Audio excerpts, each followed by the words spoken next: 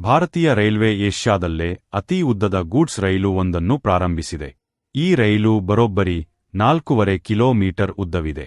4.5 kilometre ಉದ್ದದ ಸರಕು ರೈಲನ್ನು ಪಂಡಿತ್ ದೀನದಯಾಳ್ ಉಪಾಧ್ಯಾಯ ವಿಭಾಗದಿಂದ ಧನ್ಬಾದ್ ವಿಭಾಗಕ್ಕೆ ಸರಕುಗಳನ್ನು ತ್ವರಿತವಾಗಿ ಲೋಡ್ ಮಾಡಲು ಮತ್ತು ಸಾಗಿಸಲು ಕಳುಹಿಸಲಾಗಿದೆ ಎಂದು ರೈಲ್ವೆ ತಿಳಿಸಿದೆ.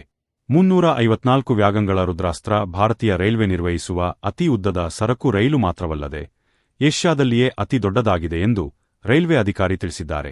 ಪ್ರಯಾಣದ ಸಮಯದಲ್ಲಿ ಪ್ರತಿ ವ್ಯಾಗನ್ನಲ್ಲಿ 72 ಟನ್ ಸರಕುಗಳನ್ನು ತುಂಬಲಾಗಿತ್ತು.